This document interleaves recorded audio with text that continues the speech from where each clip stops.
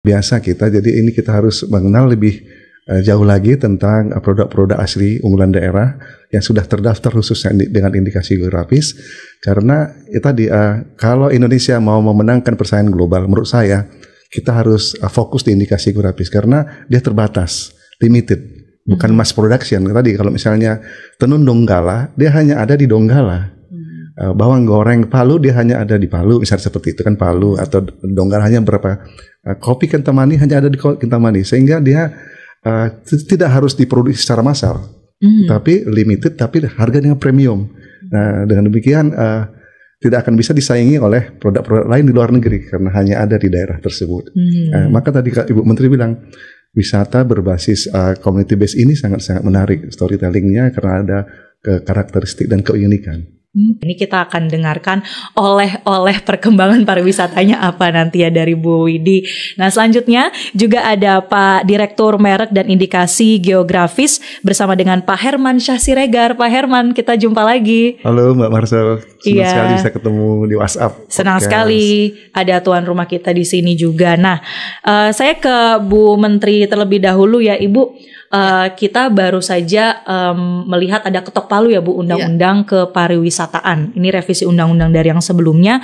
Kalau dari segi highlightnya Bu, apa yang menjadi terobosan?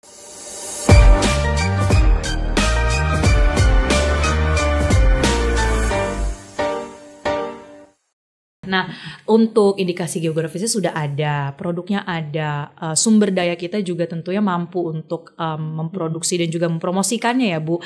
Nah, sekarang pertanyaannya jalurnya Bu. Kira-kira kalau ada nih wisatawan yang datang ke suatu daerah, itu bagaimana supaya memang diarahkan untuk bisa datang ke tempat ini? Sudah disediakan nggak sih Bu jalur untuk bisa wisata belanja atau wisata kuliner? Oke, dari Kementerian Pariwisata kami sedang merapikan website kami. Awalnya itu sebelum kami ada minim informasi. Nah, kami sekarang sudah memasukkan semua destinasi prioritas kami di dalam website dan menjelaskan di mana atraksi, apa saja kuliner yang menarik di sana, kerajinan, event-event juga lengkap di sana. Jadi kami mempromosikannya melalui website kami dan juga semua platform media sosial kami juga. Gitu. Jadi memang rutenya itu sendiri harapannya bisa tergambar dengan jelas ya Bu ya. Jadi ketika mau datang ke satu daerah itu tidak bingung lagi mau kemana. Iya, bahkan kami sedang membuat AI. Teknologi di dalamnya sedang berproses, mudah-mudahan tahun ini bisa di launching, di mana wisatawan bisa mendapat itinerary gitu ya, gimana misalnya tanggal segini mau ke daerah ini, datang ke desa ini, melakukan kegiatan apa, nah itu bisa di generate di AI, nah kami mempromosikannya melalui itu gitu. Oke, nah kita juga akan buka pertanyaan nih Bu. Kita sudah mengkurasi ada beberapa pertanyaan yang memang disampaikan ya untuk Bu Menteri dan juga Pak Direktur di sini. Ini pertanyaannya dari Rizky Auliade. Memangnya ada produk Indonesia apa yang bisa menyaingi ini kimchi Korea atau matcha Jepang? Ini sangat lekat ya Bu ya di hati mungkin Gen Z zaman sekarang matcha. Dari Jepang, kita makan korbek, ada kimchi. Nah kalau dari Indonesia apa kira-kira produknya Bu yang sangat branding Indonesia? Tandingannya kopi gayo itu kopi tadi. Kopi gayo, kopi Kintamani, kopi Toraja, wah cukup banyak. Banyak. Nah kalau kimchi, kita banyak sekali makanan Indonesia yang enak-enak ya. Tapi soto itu dari semua daerah ada soto khasnya Pak ya. Oh iya, setiap daerah. Soto Banjar, soto Makassar itu juga soto. Jadi menurut saya makanan yang bisa mendunia itu soto. Nasi goreng sudah mendunia. Tapi soto itu ada identik indikasi geografisnya juga. Ya kan? Udah indikasi masuk ya Pak ya? Indikasi asal. Indikasi asal. Soto mana nih Pak yang udah terdaftar? Karena memang sebanyak itu ya varian-variannya. Sangat banyak. Soto Betawi pasti lebih enak. Iya, orang Betawi ya Pak? Enggak Pak.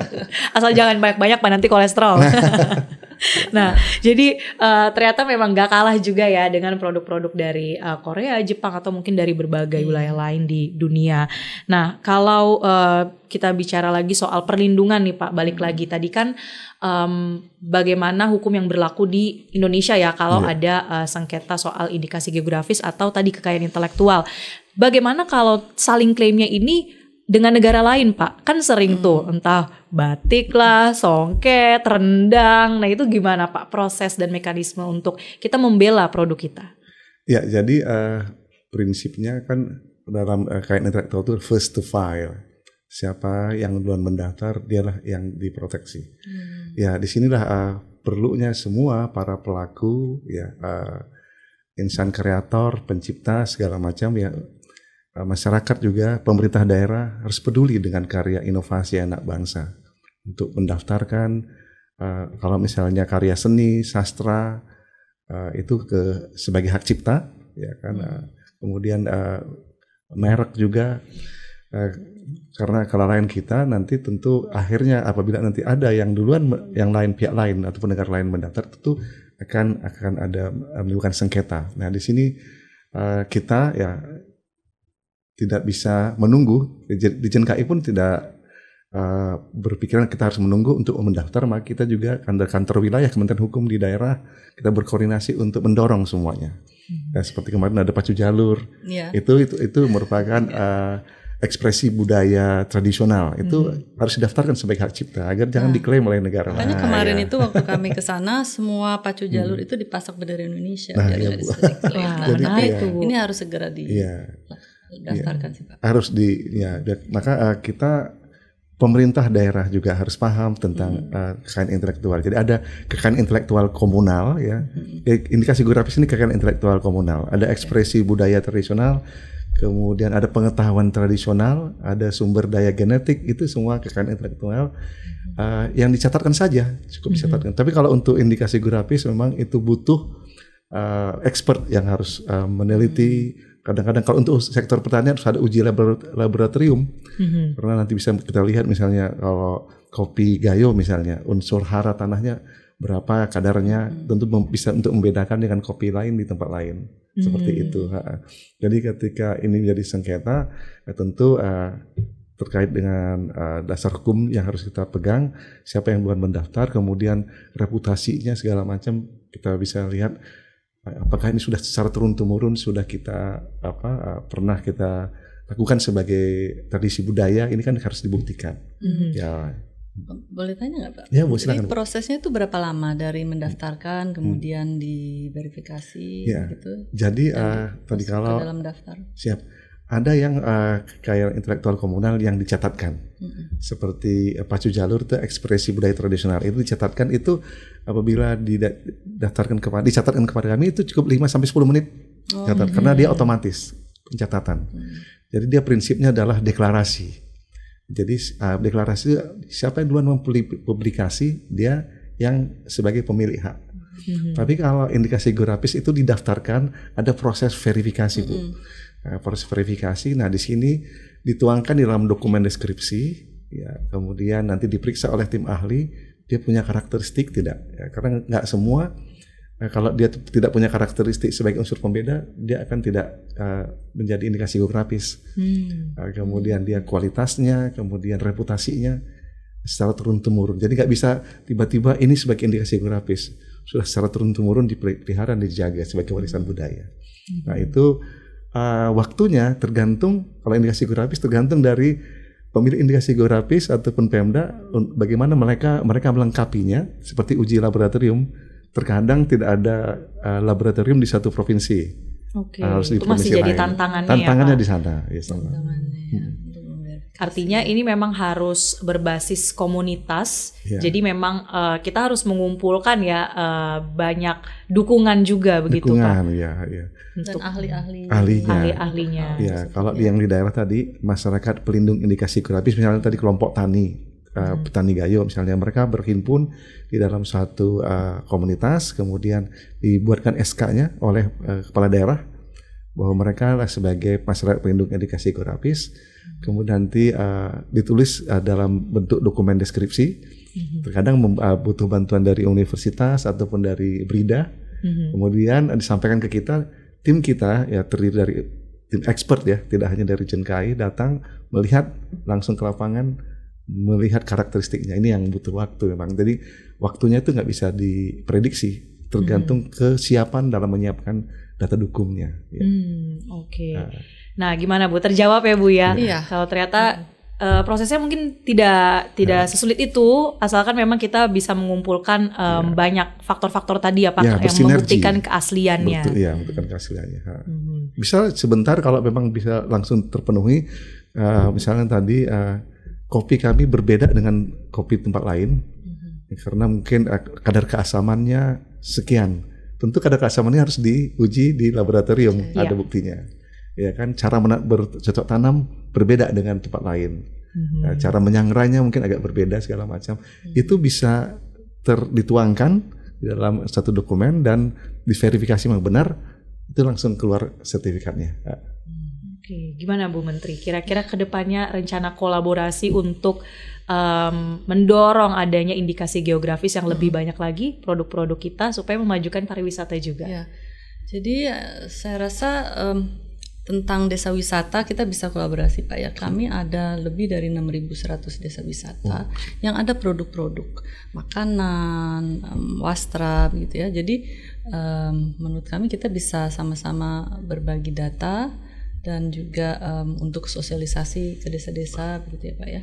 Bagaimana cara mendaftarkan?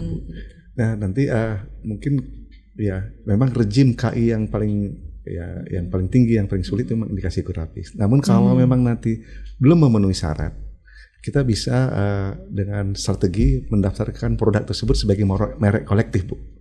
Merek kolektif. Ya, merek kolektif itu suatu rejim KI untuk memudahkan para komunitas masyarakat agar pendaftarannya itu secara bersama-sama. Jadi merek tersebut milik bersama. Jadi contoh sederhananya begini. Misalnya daerah tersebut menghasilkan dodol, satu desa menghasilkan dodol. Kalau desa tersebut misalnya ada 20 home industry menghasil dodol. Kalau secara personal, kalau mereka membuat merek sendiri-sendiri berarti ada 20 merek.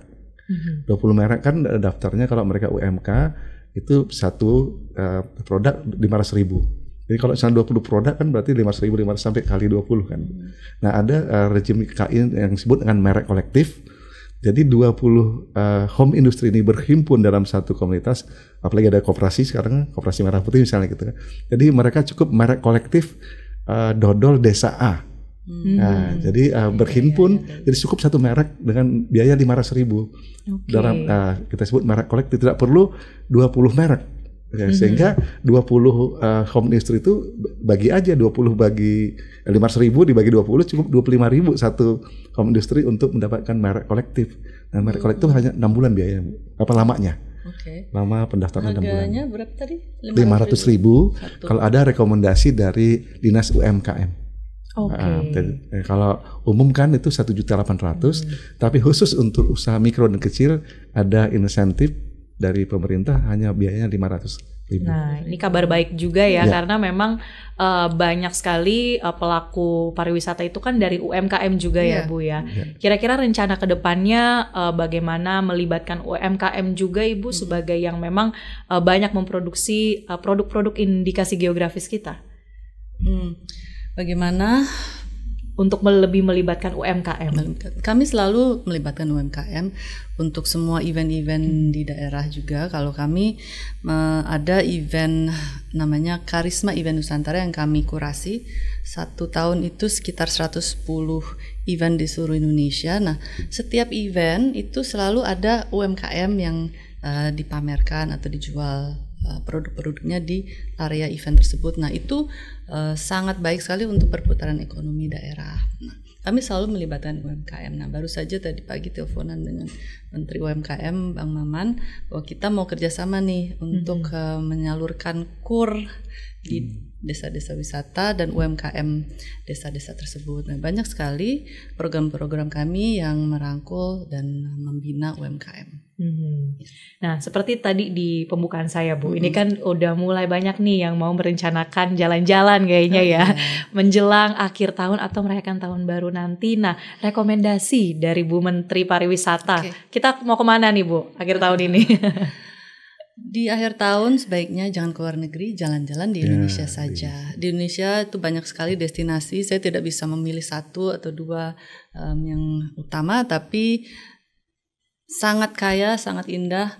Jelajahilah daerah yang belum pernah kalian jelajahi, sehingga mendapat pengalaman baru, cerita baru, di mana bisa cerita ke teman-teman, udah pernah duluan ke sana begitu. Jadi maka jalan-jalan di Indonesia saja.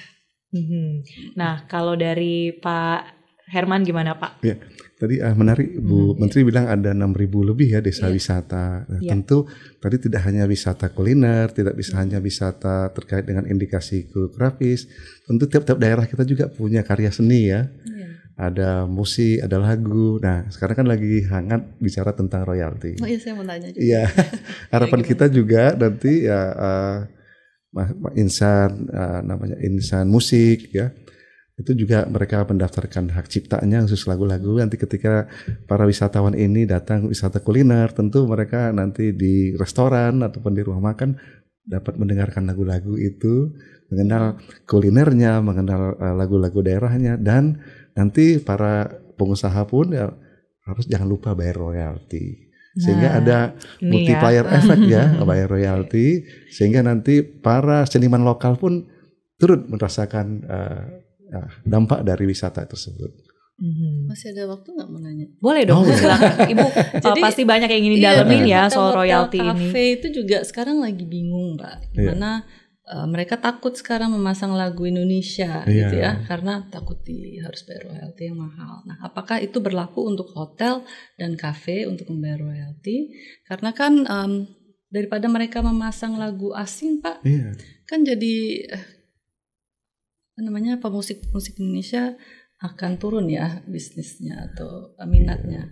Dan kita juga untuk mempromosikan Indonesia tentu kan ingin memasang lagu Indonesia dari semua daerah gitu. Jadi itu gimana Pak prosesnya? Ya, jadi ya sebenarnya kalau kita ke restoran kan pemilik restoran ataupun pelayan menyuguhkan kita ini menu ya, menu makanan, minuman. Jangan lupa yang dia juga menyuguhkan lagu kan. Tapi lagu itu kan tidak termasuk di dalam daftar menu, padahal itu juga layanan dari restoran. Nah, sebenarnya ketika lagu itu diputar, tentu di sana ada royalti. Nah, yang perlu diketahui oleh pemirsa juga, royalti itu bukan pajak. Ya, sama seperti ketika kekayaan intelektual itu adalah milik dari pencipta lagu, milik para kreator, komposer, sehingga ketika lagu tersebut diputar, menu tersebut dimakan, ya kan, minuman tersebut diminum, tentu ada pajak di sana. Tapi kalau lagu itu adalah royalti hak dari pemilik lagu itu. Jadi kita kembalikan kepada mereka, sehingga dan juga tidak mahal, ya, tidak mahal, ya. Cuma ada hitungan-hitungan tertentu dan itu bayarnya nanti ada sistemnya kolektifnya, sehingga kita bisa menghidupi para seniman itu. Ya, apalagi kalau misalnya tadi wisata-wisata ke daerah, janganlah putar lagu asing, tapi putarlah lagu Indonesia, lagu daerah, sehingga nanti mereka mendapatkan royalti. Jadi bukan pajak royalti itu, tapi itu hak pada mereka yang memiliki lagu.